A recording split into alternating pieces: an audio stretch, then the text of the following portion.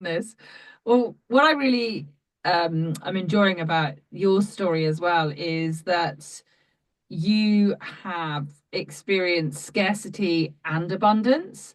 And there's often quite a mindset around this, isn't it? And I something that I really work hard on in is understanding this abundance mindset, not just financially, but generally this is what we're talking about now. So how do you kind of maintain that abundance mindset, even when perhaps like you gave that example, that project, you're suddenly under huge pressure with the bank lending, or perhaps you had some competitive market experiences or uncertainty. How you how do you work on sort of keeping that abundance mindset? It's a number of things. I always say to everyone, don't ever think that you get to a space where you've fixed that mindset and it's all there. You're gonna have things, challenges, situations that would challenge that mindset every time. So I think it's a daily struggle to make sure that I keep my form great and I work on myself. I make sure that I don't let the negative talks, because I mean, some people get it wrong and just think, oh, you're all that, and maybe you're fine. You've gone through that. You've gone through that. You don't have that you don't have those doubts making you second guess yourself. Absolutely not. I do have it every day, but the only thing is I'm good at knocking it down, pushing it, and shoving it away every single time. And I do that by making sure that the things that I feed on are great. My network, oh my goodness, that is so key. I'm very, very careful who comes into my inner circle. I make sure that I'm surrounding myself with those that are doing the things that I want to do, because I believe just being around them, seeing their successes reminds me that it is possible. And now, if I'm around those that are thinking it's not possible, I mean, it's no joke. It's only a matter of time. I'm going to say it's not possible. So I want to be around those that are saying it's possible. And yes, I'm not saying it's possible without any, I mean, without any troubles or challenges or humps to jump. But I'm saying, irrespective of all of that, I want to keep going. So I want to be around those that keep going. Um, I'm part of mentorships. I've got mentors. I'm part of masterminds. I'm part of network groups. Just around people that are, I mean, and personally for me, last year slash this year, I still had maybe friends and family that I thought, oh, well, it's nice. We've come together. You know what? We're going to keep rocking. And I'm always trying to sort of pull them with me, just because I didn't want it to be lonely where I was going. And that is, so, I'll be honest, that has pulled me back in some ways, because not everyone wants to go where I'm headed at. And it's okay, it's fine. And I know my mentors have said it for a long time. I was just like, no, you don't get it. I need to do this. And that mindset has helped me pull a lot of people more than they would have. But I can also see how it sort of pulled me back. So I think just network, being around more often than not, being around those that are headed where you want to go to, or are walking that journey as well, that keeps you going, that keeps you in that abundance mindset to say. But it is, I honestly believe it's a daily struggle. It's not something you do, you done, you sign a t-shirt and you don't have to look at anymore. No, you've got to be watch the space. Oh my goodness, yeah. And you talked about, this internal voice. And we in our family we call it the black dog.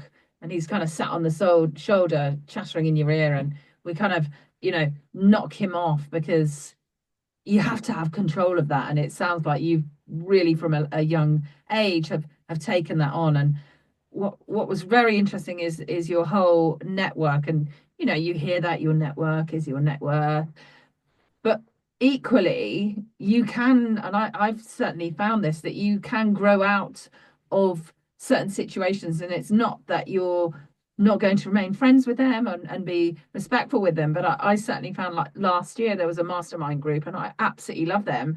And their businesses were more successful than mine, but they were plateauing and they were really happy at that level.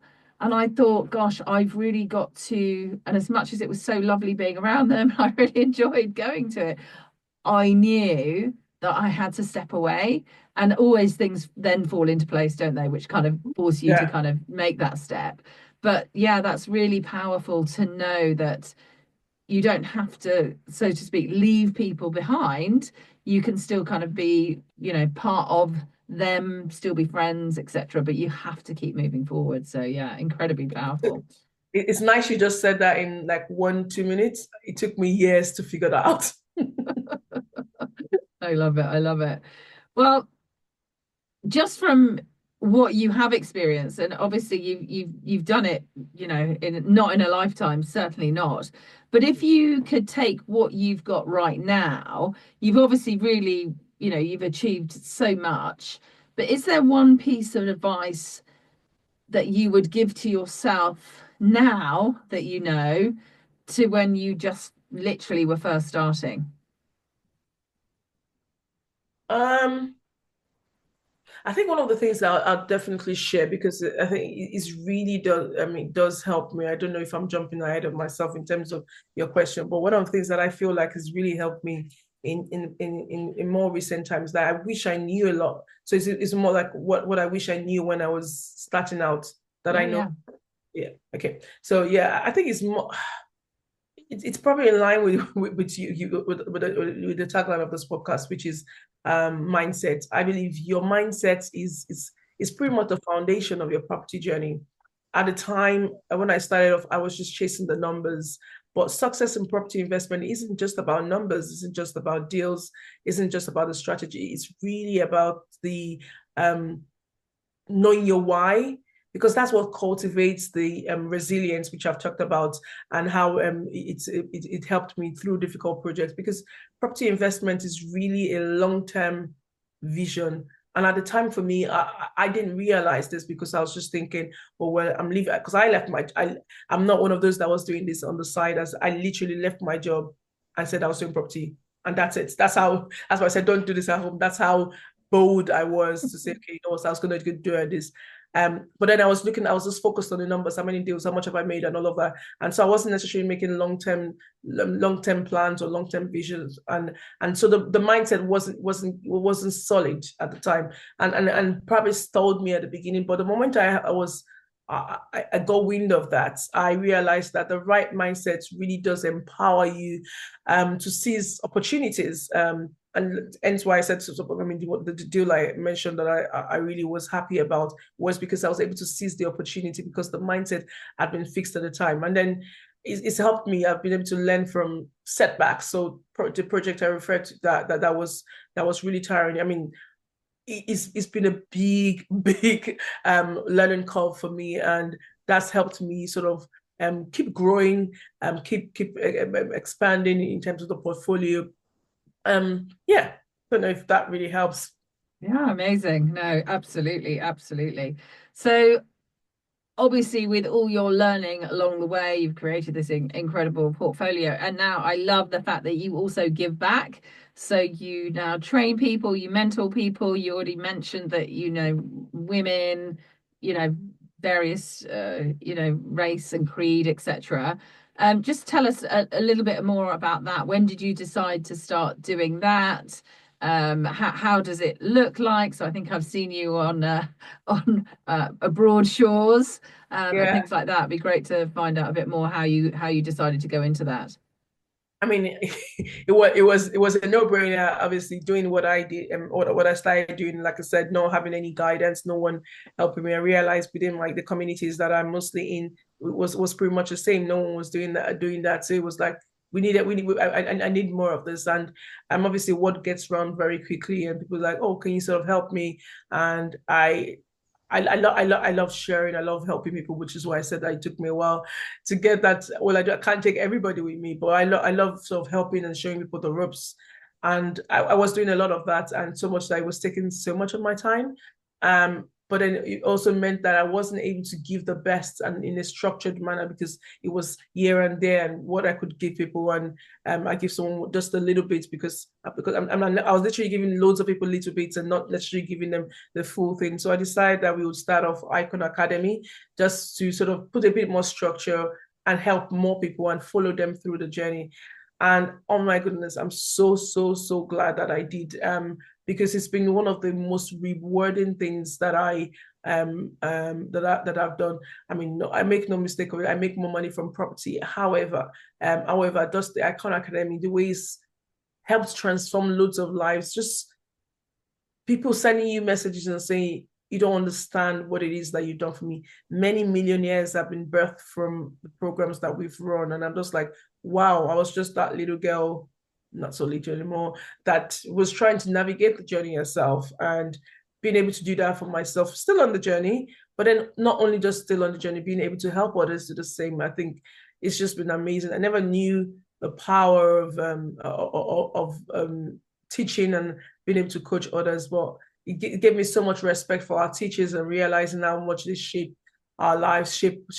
I mean, I'm talking about the traditional teachers in schools now, how much they shape people's destiny. Because just knowing that I'm doing a little bit of that and teaching others how they can actually achieve financial freedom or build wealth through property. I was like, wow. So yeah, it's been absolutely amazing. But you're right. Well, from that, I've obviously done loads of teaching master classes. I run property mastermind groups, and one of my favorites is that we do like business retreat abroad. So one of the things I've not mentioned is I love the fine things of life. I love to travel a lot, a lot. I could travel. I mean, I work hard so that I can travel and Yeah. luxury. So it made sense to just combine what I love doing, travel and do. I love talking about money, financial freedom, business combined. And so we do our international business retreats. Yeah. Perfect, perfect. And it's interesting, isn't it? Because I think some people kind of go, oh, well, why would you now teach?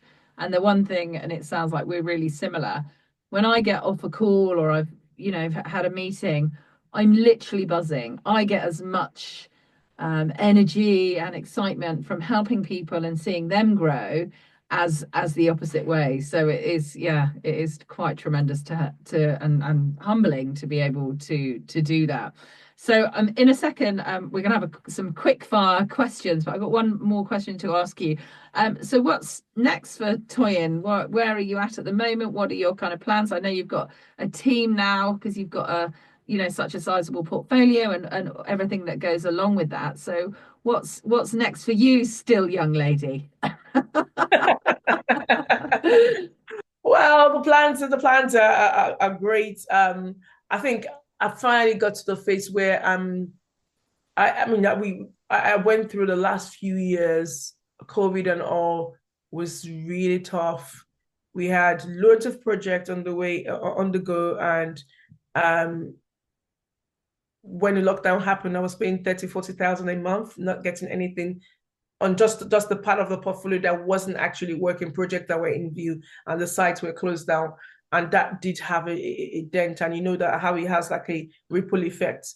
And so over the last few years, it's been trying to build back and trying to get that base. And so, I mean, I spent the last few years doing that. I've gotten to the space where I am out. I mean, I can't keep giving that as an excuse now. So this year and onwards is build, build, build, um, build, expand the portfolio as much as we can. Obviously, looking at bigger projects as well as still looking at our vanilla projects. But we're also growing the team. So we obviously we I don't know if you probably don't know, we have our offices, and like you said, we have a team that supports us as well. So we're looking to grow the team. I think we're currently about 6 or 7 within the team. So yeah, looking to sort of offer a bit more in terms of giving back and what I can academy can offer. But then I'm also looking, I'm wanting to sort of do something entirely different from property. I just, yeah, doesn't make sense right now, but I just fancy the idea of getting into terrain of a totally different business here, just for the fun of it. So yeah, it's a lot of plans. I'm an entrepreneur at heart, so Mm, any business always keeps me excited. definitely. I think us entrepreneurs, we could open a new business every day. So yeah, it sounds like Absolutely. whatever you choose to go with, you're going to be a massive success. So let's just do I've got four quick questions, quick fire questions. So who has shaped your property journey the most? Ooh. I You? Maybe you? think it's me because yeah, me. It's yeah, me to be honest. I love it. I love it. Brilliant. What book has influenced your mindset the most? Um, Jack Canfield success principles, how to get from where you are to where you want to be. Do you know what? I have not read that one yet. Oh, really? It's really good. Next on my list. Next on my list. Okay. If you could only invest in one type of property, what would it be and why? Bungalows, detached bungalows, purely because I just love, I mean, again, that maybe it's a face. I just love the idea of just creating multiple out of almost something that most people don't look at. Yeah. Just a detached bungalow in the middle of nowhere, just creating multiple houses. Like it. Just giving you this next project I'm thinking of. Yeah. That's what's next on the Yeah. list. I like it.